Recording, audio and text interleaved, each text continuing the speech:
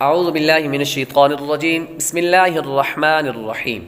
سبق نمبر 21 کے پہلے 6 جز ہم نے پڑھے تھے، اس کے اندر ہم نے وقف اور مزید اس کے بارے میں ہم نے پڑھا تھا کہ کلمے کے آخری حرف پر زبر زیر پیش آ جائے تو ہم نے کیا کرنا ہے، وہ ہم نے پیچھے والی ویڈیو میں پڑھا تھا اور ہم نے سمجھایا بھی تھا۔ آج مزید آگے وضاحت کرتے ہیں۔ نون قطنی، نون قطنی، نون قطنی کیا ہے اس کے بارے میں وضاحت کرتے ہیں۔ تنوین کے بعد حمزہ وصلی آ جائے تو وصل میں حمزہ وصلی کو گراتے ہوئے تنوین کے نون ساکن کو زیر دے کر ایک چھوٹا سا نون لکھ دیا جاتا ہے، اسے نون قطنی کہتے ہیں۔ نون قطنی کسے کہتے ہیں؟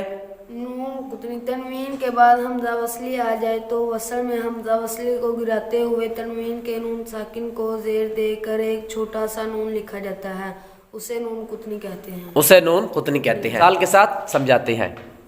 مبینی نقتلو، مبینی نقتلو، یہ مبینی ہو گیا اور آگے چھوٹا سا نون لکھا ہوا ہے، یہ نون قطنی ہے، نون قطنی ہے۔ جب ہم اس کو بغیر وقف کے پڑھیں گے تو ہم اس کو پڑھیں گے، اس نون قطنی کو پڑھیں گے، لیکن جب ہم وقف کے ساتھ پڑھیں گے تو یہ نون قطنی ختم ہو جائے گا۔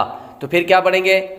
بغیر وقف کے مبینی نقتلو، اور جب وقف کے ساتھ پڑھیں گے تو پھر پڑھیں گے مبین اقتلو۔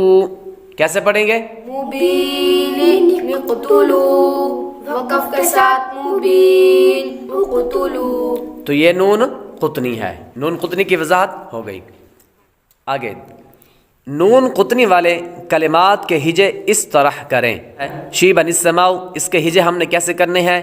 شین یا زیر شی، با دو زبر بن، شیبن، حمزہ سین زبر اس، سین زبر سا، اس، میم الف زبر ما، السما، حمزہ پیش او، السماء، شیبن السماء، شیبن السماء۔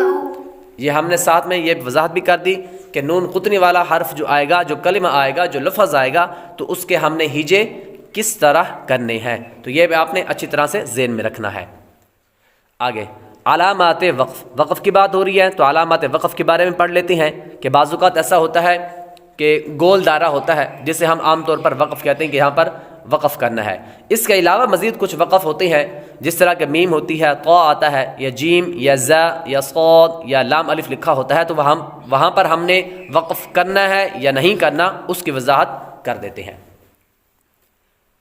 گول دائرہ آ جائے تو اس وقف کو کیا نام دیں گے؟ اس وقف کا نام کیا ہے؟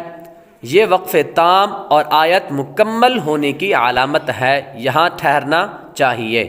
یہ وقف تام اور آیت مکمل ہونے کی علامت ہے، یہاں ٹھہرنا چاہیے۔ جو گول دائرہ ہوتا ہے، جو گول دائرہ ہوتا ہے، وہاں پر ہم وقف کرتے ہیں قرآن پاک میں، تو یہ وقف تام کی علامت ہے، یہ وقف تام کی علامت ہے، اس کا نام وقف تام ہے۔ دوسرا وقف، دوسری چیز ہوتی ہے میم، یہ وقف لازم کی علامت ہے۔ جہاں پر میم لکھا ہوتا ہے کہ قرآن پاک میں بعض جگہ میم آ جاتی ہے اور باہر اس کے سائڈ پہ لکھا ہوتا ہے وقف لازم، وقف لازم، تو یہ وقف لازم کی علامت ہے، یہاں ضرور ٹھہرنا چاہیے، یہاں پر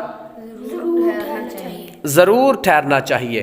یہ لازم وقف ہوتا ہے، یہاں پر وقف جو ہے وہ لازمی کرنا چاہیے، یہاں پر ضرور ٹھہرنا چاہیے، ٹھہر کر وقف کر کے پھر آگے پڑھنا چاہیے۔ اس کے بعد ہوتا ہے طا، طا یہ وقف مطلق کی علامت ہے، وقف مطلق کی علامت ہے، یہاں ٹھہرنا بہتر ہے، یہاں پر ٹھہرنا بہتر ہے، یہ وقف مطلق کی علامت ہے، یہاں ٹھہرنا بہتر ہے۔ آگے جیم، یہ وقف جائز کی علامت ہے، یہ وقف جائز کی علامت ہے، یہاں ٹھہرنا بہتر اور نہ ٹھہرنا بھی جائز ہے۔ مطلب یہاں پر جیم لکھا ہوتا ہے قرآن پاک میں، لفظ کے اوپر یا درمیان کے اندر یہ جیم لکھا ہوتا ہے چھوٹا سا، تو یہ وقف جائز کی علامت ہے، یہاں پر ٹھہر جائیں تو بہتر ہے اور نہ ٹھہریں تو بھی ٹھیک ہے، لیکن ٹھہرنا زیادہ بہتر ہے۔ یہاں پر وقف کریں تو زیادہ بہتر ہے، نہیں کریں گے تو بھی ٹھیک ہے۔ آگے زا، یہ وقف مجوز کی علامت ہے، یہ وقف مجوز کی علامت ہے، یہاں ٹھہرنا جائز مگر نہ ٹھہرنا بہتر۔ کہ اگر قرآن پاک میں بعض جگہ وقف کے صورت میں چھوٹا سا زا لکھا ہوتا ہے تو یہاں پر ہم نے وقف کرنا ہے یا نہیں کرنا، اس کے بارے میں وضاحت کیا ہے۔ یہ وقف مجوز کی علامت ہے، یہاں ٹھہرنا جائز ہے کہ اگر آپ کا سانس ٹوٹ رہا ہے تو اگر آپ ٹھہرنا چاہتے ہیں تو ٹھہر جائیں، لیکن اگر نہیں ٹھہریں گے تو اور زیادہ بہتر ہوگا، تو اور زیادہ بہتر ہوگا۔ آگے صاد، یہ وقف مرخص کی علامت ہے، یہ وقف مرخص کی علامت ہے، یہاں ملا کر پڑھنا چاہیے کہ بعض اوقات اگر صاد لکھا ہوتا ہے تو وہاں پر ہمیں ملا کر پڑھنا چاہیے، وہاں پر وقف نہیں کرنا۔ اور اگر اسی طرح لا، لام الف جو لکھا ہوتا ہے، اگر آیت کے اوپر لا یعنی گول دائرہ ہوگا، گول دائرہ کے اوپر چھوٹا سا لام الف لکھا ہوتا ہے، جہاں پر لام الف لکھا ہو تو ٹھہرنے اور نہ ٹھہرنے میں اختلاف ہے۔ آیت کے علاوہ لام الف لکھا ہو تو نہ ٹھہرے، یعنی گول دائرے کے اوپر آئے گا تو اس بارے میں اختلاف ہے۔ بعض علماء کرام اور بعض قرہ حضرات کہتے ہیں کہ یہاں پر ٹھہرنا چاہیے، اور بعض قرہ حضرات کہتے ہیں کہ نہیں ٹھہرنا چاہیے، یعنی اس بارے میں اختلاف ہے۔ تو اگر آیت کے علاوہ یعنی گول دائرہ نہ ہو، صرف اور صرف لام الف لکھا ہو تو یہاں پر نہیں ٹھہرنا چاہیے۔ آگے آخر میں اعادہ، آخر میں اعادہ، وقف کرنے کے بعد پیچھے سے ملا کر پڑھنے کو اعادہ کہتے ہیں۔ وقف، اعادہ کا مطلب کیا ہے؟ اعادہ کسے کہتے ہیں؟ وقف کرنے کے بعد پیچھے سے ملا کر پڑھنے کو اعادہ کہتے ہیں، اعادہ کہتے ہیں۔ وقف کرنے کے بعد پیچھے سے ملا کر پڑھنے کو اعادہ کہتے ہیں، کہ یعنی آپ آیت مبارکہ پڑھ رہے تھے اور آیت مکمل نہیں ہوئی، یعنی وقف نہیں آیا اور آپ کا سانس ٹوٹ رہا ہے، تو آپ نے کسی بھی لفظ پر وقف کر دیا، کسی بھی لفظ پر وقف کر دیا، تو پیچھے سے پڑھنے کو، مطلب جہاں پر آپ کا سانس ٹوٹ گیا وہاں پر آپ نے وقف کیا، اور وقف کرنے کے بعد اس لفظ کے پیچھے دو لفظ ملا کر آگے پڑھنے کو، آیت مکمل کرنے کو، مطلب پیچھے سے پڑھنے کو اعادہ کہتے ہیں۔